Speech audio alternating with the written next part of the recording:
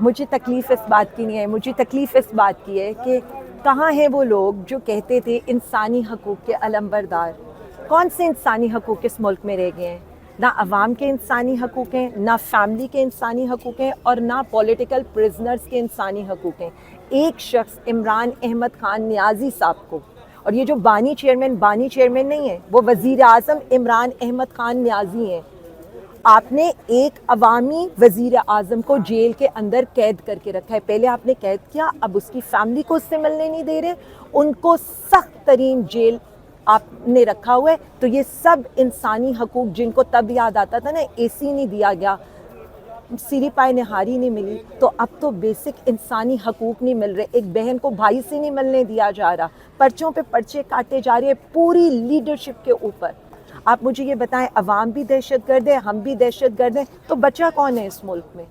اور غداری کے سرٹیفکیٹ، دہشت گردی کے سرٹیفکیٹ جو ہے نا اس وقت بانٹنا بند کر دیں، کیونکہ نہ ہم دہشت گرد ہیں، نہ ہم غدار ہیں، ہم اس ملک سے محبت کرتے ہیں۔ ایک شارٹ سوال ہے، اس وقت پی ٹی آئی میں لیڈر کون ہے؟ پی ٹی آئی میں لیڈر جو ہے عمران احمد خان نیازی صاحب ہیں، جو اس ملک کے حقیقی وزیر اعظم ہیں، اور اس کے بعد کارکن ہیں جو اس وقت قربانیاں دے رہے ہیں۔ جی بسم اللہ الرحمن الرحیم۔ سب سے پہلے تو میں بتانا چاہتی ہوں کہ میں آج فرسٹ ٹائم آئی ہوں پشاور ہائی کورٹ کے سامنے، اور یہاں سے بیل اس لیے مانگ رہے ہیں بیکاز ہمیں امید ہے کہ یہاں سے ہمیں انصاف ملے گا۔ اور اسلام آباد میں اور پنجاب میں جھوٹی ایف آئی آریں درج کی گئی ہیں، ایسی ایف آئی آروں کی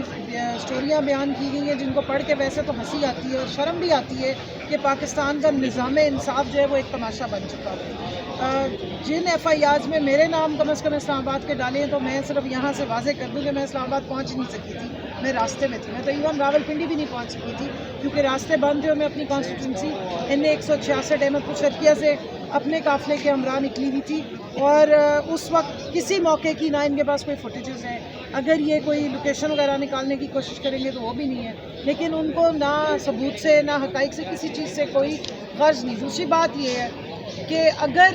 بالفرض جو لوگ وہاں موجود بھی تھے تو انہوں نے کیا گناہ کیا ہے؟ پاکستان کا آئین اور قانون اور آرٹیکل 15 سے 18 تک تو ہر شہری کو پاکستان کا جو سپریم ڈاکیومنٹ آئین ہے، کانسٹیٹیوشن ہے، وہ اجازت دیتا ہے کہ آپ جو ہے وہ رائٹ ٹو اسمبلی بھی ہے، رائٹ ٹو انفارمیشن بھی ہے، فریڈم آف ایکسپریشن بھی ہے، اور آپ رائٹ ٹو پروٹیسٹ بھی ہے۔ تو پھر یہ کون ہوتے ہیں لوگوں کے یہ رائٹس کو سلب کرنے والے؟ تو کس قسم کی بے بنیاد اب کیا الزامات لگا رہے ہیں؟ جی وہ اسلحہ تھا، فلانا تھا۔ تو یہ سارا کچھ میرا خیال ہے کہ ایک نظام ہونا چاہیے کہ یہ ایف آئی آرز درج ہونے سے پہلے ان کی چیکنگ بھی ہونی چاہیے۔ میڈم یہ بتا دیں کائنڈلی پلیز کہ کیوں پنجاب میں بھی ہائی کورٹ ہے، سندھ میں بھی ہائی کورٹ ہے، اور اس طرح بلوچستان میں بھی ہے، تو سارے رہنما ادھر اگر پہنچ سکتے تو ادھر بھی پہنچ سکتے ہیں؟ دیکھیے جی، ہمارا فی الحال سیاسی قبلہ کعبہ تو پشاور بنتا ہے، اور دوسری بات یہ کہ جہاں پہ ہمارے پہ کیسز ہوئے ہیں وہاں پر فی الحال معذرت کے ساتھ کہنا یہ پڑتا ہے کہ انصاف جو ہے وہ زبانی تو بہت بتایا جا رہا ہے لیکن ہوتا دکھائی نہیں دیتا ہے۔ پہلے اریسٹ کیا جاتا ہے، اس کے بعد مزید اور کیسز بنائے جاتے ہیں، تو ہماری جو عزت آبرو، ہمارا جو جان مال ابلاغ، جس کی حفاظت